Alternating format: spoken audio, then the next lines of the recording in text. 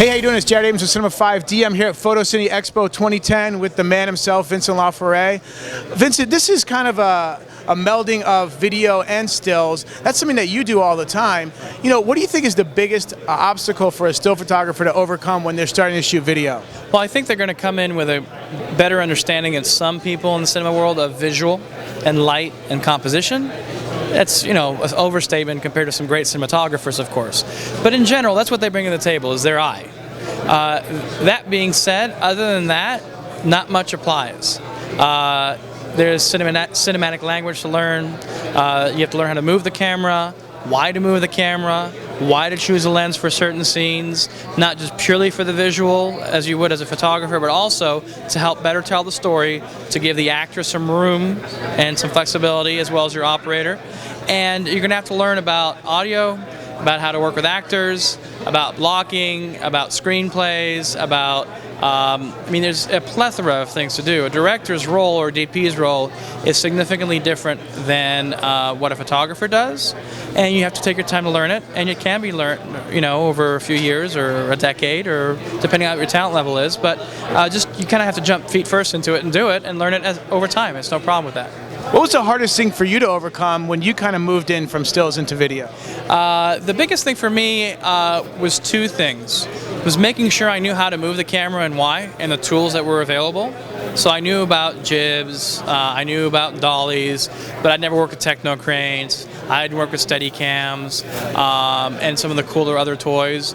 And at first, I wanted to work with all those and thought I needed to. And what I've learned over time is actually to pull back, and that you really need them for very specific things.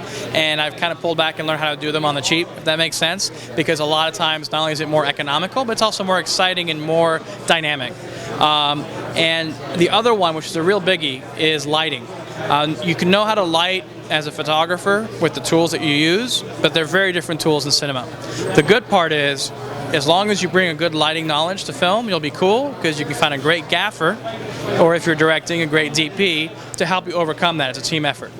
Yeah, now bringing up that team effort, do you find it hard to work with a team since, you know, most still photographers are kind of like one-man bands? Yeah, I mean, I don't. I love it. I was yearning for it. I worked as a photojournalist by myself for close to 20 years.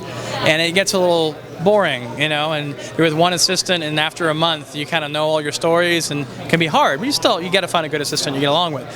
Film, you're meeting new crews all the time. It brings forth some challenges. For the most part, I love it. You know, there's sometimes it gets too big, and, you know, the higher level production people get involved and the politics get involved. That's the part that I don't think anyone likes in filmmaking, but it's a big part of it and you can't ignore it. But I love big teams. And you know why? More than anything is that you can be so talented, but you surround yourselves with people that are more talented than you are, or equally as talented, and it's an additive process. And the whole is definitely greater than each individual part, and that's what filmmaking is. And if you got any advice, any new filmmakers out there, what would it be? Don't focus on all this stuff we see here today. Focus on what's in here and what's in here, and getting that on the screen. It's ultimately always all about not whether it's 2K or 4K or the Red or the 5D or the Phantom. It's about the story, and emotion. If you can focus on that and have a good story, it really almost doesn't matter what it looks like, whereas the inverse can't be said. That's one of the hardest lessons from being a photographer to becoming a filmmaker, is as a photographer, it can look great and have no content, and you can get away with it. I don't think you can have a great looking film with a terrible script or, you know, or bad acting, get away with it. What about audio? Audio is 50% of the film, man, and, you know, we know that. And, you know, never cheap out on your audio engineer is all I have to say.